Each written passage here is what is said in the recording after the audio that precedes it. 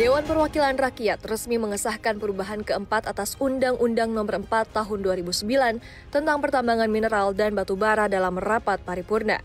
Revisi ini disesuaikan dengan putusan Mahkamah Konstitusi serta memperkuat peran BUMN dan UMKM di sektor tambang. Adapun poin-poin perubahan mencakup penegasan kewajiban kebutuhan dalam negeri, prioritas pemberian izin usaha pertambangan, dan penguatan tanggung jawab sosial dan lingkungan. Menteri SDM Bahlil Lahadalia menyambut baik revisi ini karena akan mempercepat hilirisasi dan menjamin pemanfaatan sumber daya untuk kemakmuran rakyat. Ia juga menegaskan bahwa Domestic Market Obligation atau DMO akan menjadi prioritas sebelum mineral dan batu bara dijual ke luar negeri. Dalam revisi ini, pemerintah memberikan kesempatan bagi UMKM untuk mendapatkan izin usaha pertambangan atau IUP. Namun terdapat beberapa syarat yang harus dipenuhi oleh UMKM, diantaranya harus berdomisili di sekitar wilayah tambang dan izin yang diberikan tidak boleh diperjualbelikan atau dialihkan kepada pihak lain.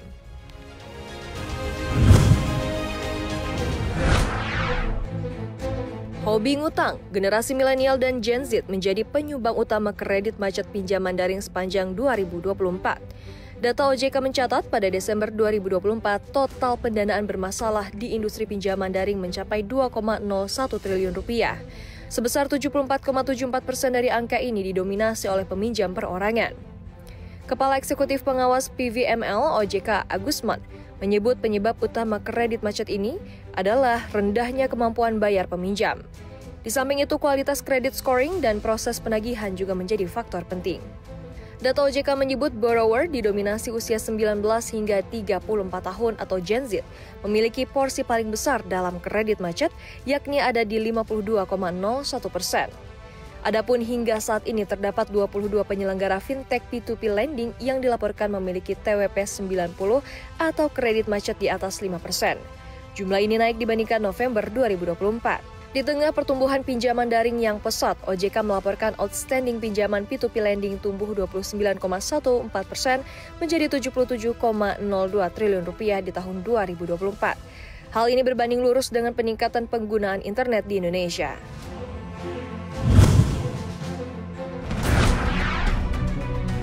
Menko Perekonomian Erlangga Hartarto akhirnya angkat bicara soal rencana peluncuran bank emas atau Bullion Bank pada 26 Februari mendatang. Menurutnya, langkah ini bisa memberikan manfaat besar, mulai dari mengoptimalkan nilai tinggi emas di dalam negeri hingga melindungi dana haji dari penurunan nilai. Erlangga menjelaskan Indonesia sebenarnya sudah punya ekosistem pengolahan mineral yang lengkap. Ia mencontohkan PT Freeport Indonesia yang disebut mampu memurnikan emas dan konsentrat tembaga menjadi logam mulia dengan kapasitas produksi 50 hingga 60 ton per tahunnya. Menariknya, proses ini dilakukan di Spanyol dan Jepang. Tapi dengan kehadiran Bullion Bank, Indonesia bisa memiliki siklus pengolahan emas sendiri mulai dari hulu hingga hilir. Terkait pelaksanaan keuangan, terdapat 2 bank yang ditugaskan untuk melakukan layanan ini, yakni Pegadaian, Anak Usaha Bank Rakyat Indonesia, serta Bank Syariah Indonesia. Menurut Erlangga, emas batangan sebagai salah satu instrumen safe haven atau investasi aman di tengah gejolak ekonomi. Bukan cuma itu, emas juga bisa digunakan untuk menyimpan dana haji agar nilainya tidak berkurang, meskipun jamaah harus mengantri bertahun-tahun. Artinya dana haji yang dikonversi ke emas tidak akan tergerus nilai inflasi dan masih cukup untuk membiayai perjalanan haji di masa depan.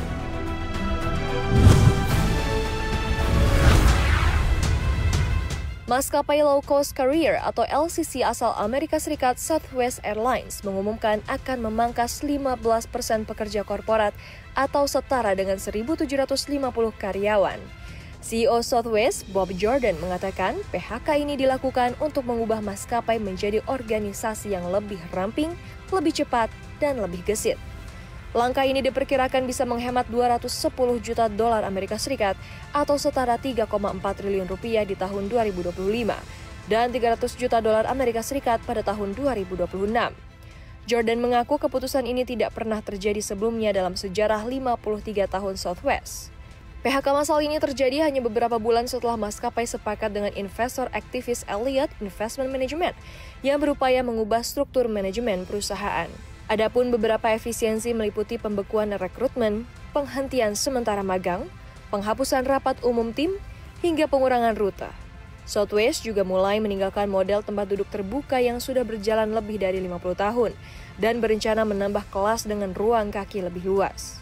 Mulai akhir April 2025, sebagian karyawan yang terdampak sudah tidak bekerja, tapi masih akan menerima gaji, tunjangan, dan bonus hingga periode transisi selesai.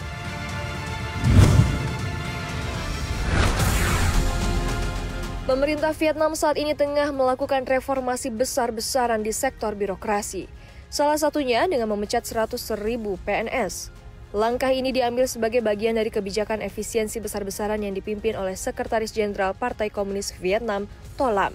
Keputusan ini menimbulkan keresahan di kalangan PNS yang selama ini menganggap pekerjaan di sektor pemerintahan sebagai pekerjaan aman seumur hidup. Pemerintah Vietnam merencanakan dalam 5 tahun ke depan, 1 dari 5 PNS akan keluar dari jabatannya atau diarahkan untuk pensiun dini.